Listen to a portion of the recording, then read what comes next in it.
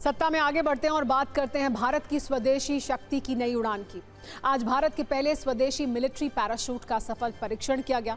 हवा का दबाव लगभग 300 किलोमीटर प्रति घंटे की रफ्तार और ऊंचाई 32,000 फीट। इन सब इम्तिहानों में भारत का मिलिट्री पैराशूट पूरी तरह सफल रहा। भारतीय वायुसेना के 3 जवानों ने 32,000 फीट की ऊंचाई से छलांग लगाई। ये पहली बार है जब भारत ने इतनी ऊंचाई से पैराशूट से छलांग लगाई हो, और ये सब मुमकिन हुआ है डीआरडीओ के बनाए मिलिट्री कॉम्बैट पैराशूट की मदद से। आप इस वीडियो में देख सकते हैं कि कैसे 32,000 फीट की ऊंचाई पर हवाई जहाज का दरवाजा खुलता है।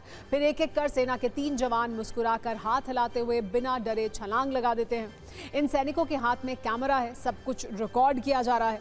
कुछ देर में पैराशूट खुल जाते हैं। पैराशूट पर डीआरडीओ लिखा दिखाई देता है। वीडियो बनाते हुए एक सैनिक सैल्यूट भी करता है और फिर कुछ देर में ये सैनिक पैराशूट के साथ बड़े आराम से लैंड कर जाते हैं। ये सिर्फ एक सामान्य छलांग नहीं है, ये आत्मनिर्भर भारत की उड़ान है। डीआरडीओ ने इसे ऐसे डिजाइन किया है कि इसमें वो हर फीचर है जो एक आधुनिक युद्ध की स्थिति में जरूरी होता है।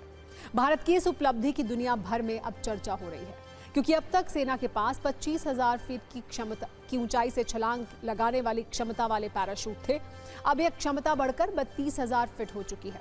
इस मिलिट्री पैराशूट का वजन करीब 10 से 12 किलो है, लेकिन इसकी वजन की क्षमता 150 किलो तक है। यानी सैनिक अपनी वेपन किट के साथ भी आसानी से लैंड कर सकते हैं। खास बात यह है कि इस पैराशूट का डिप्लॉय टाइम बहुत कम है, यानी इसके खुलने में सिर्फ 2 से 3 सेकंड ही लगते हैं। इसके नीचे उतरने की रफ्तार करीब 5 से 6 मीटर प्रति सेकंड है, जिससे नीचे उतरते वक्त चोट लगने की आशंका बहुत कम हो जाती है। वैसे 32,000 फीट यानी लगभग 10 किलोमीटर की ऊंचाई से छलांग लगाना जैसा मिशन बहुत खतरनाक होता है। सिर्फ एलीट कमांडो फोर्सेस ही इस तरह के मिशन में हिस्सा लेती हैं। लेकिन इस पैराशूट को इस तरह से डिजाइन किया गया है कि इसे आर्मी, एयरफोर्स, नेवी और स्पेशल फ्रंटियर फोर्स के जवान आसानी से ऑपरेट कर सकते हैं। डिज़ाइन के हिसाब से ये मिलिट्री पैराशूट बहुत सुरक्षित है, क्योंकि इसमें 2 कैनोपी हैं। अगर एक किसी जगह से क्षतिग्रस्त हो जाए तो दूसरी काम आएगी। कैनोपी कपड़े वाला वो हिस्सा होता है जो हवा में भरकर पैराशूट के नीचे आने की गति को धीमा करने में मदद करता है। वहीं ज्यादा ऊंचाई पर सांस लेने में दिक्कत ना हो, इसके लिए ऑक्सीजन सिस्टम भी है। ये मिलिट्री पैराशूट पूरी तरह ऑटोमेटिक है, यानी सैनिक पैराशूट ना खोले तो सिस्टम खुद खुल जाएगा। इसे सैटेलाइट नेविगेशन से भी कंट्रोल किया जा सकता है। -40 से लेकर -50 डिग्री तापमान तक में इस पैराशूट में जंप किया जा सकता है। वैसे आपको यह भी बता दें कि इतनी ऊंचाई से जंप करना मुश्किल काम है। ऊंचाई पर ठंड की वजह से हाथ जमे हो तो पैराशूट को नियंत्रित करना बहुत मुश्किल हो जाता है। जरा सी टाइमिंग की गलती से पैराशूट उलझ सकता है।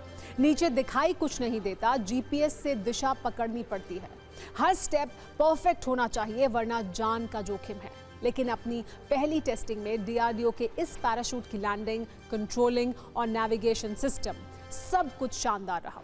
इस उपलब्धि पर रक्षा मंत्री राजनाथ सिंह ने भी वैज्ञानिकों को बधाई दी। उन्होंने इसे आत्मनिर्भर भारत की दिशा में एक बड़ा कदम बताया। इस सिस्टम के आने से अब भारत को विदेशी पैराशूट सिस्टम पर निर्भर नहीं रहना पड़ेगा।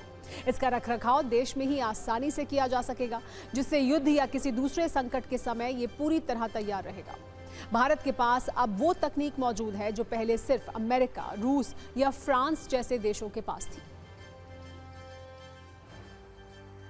पैराशूट सिस्टम की बहुत सी खूबियां हैं जो इसको हमारे जो पैराट्रूपर्स हैं उनको 30,000 से भी अधिक फीट की ऊंचाई से, यानी ये वो ऊंचाई है जहां कमर्शियल प्लेन जिस पे उड़ा करते हैं वहां से जंप करने की, और जंप करके ये जहां तक चाहे अपना, चाहे तो ऊंची काफी देर तक हवा में तैरते रह सकते हैं बिना पैराशूट को खोले हुए, या ऊपर ही खोल सकते हैं। ये उनकी जैसी रिक्वायरमेंट होगी परिस्थिति के मुताबिक उस प्रकार से उसको खोल सकते हैं, और एक निश्चित टारगेट जहां उनको पहुंचना है वहां पहुंच सकते हैं।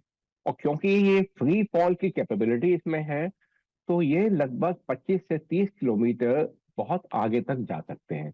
यानी कि हम अपने विमान हमारे देश में रहते हुए हम शत्रु के इलाके में बहुत दूर तक अपने पैराशूट को पहुंचा सकते हैं।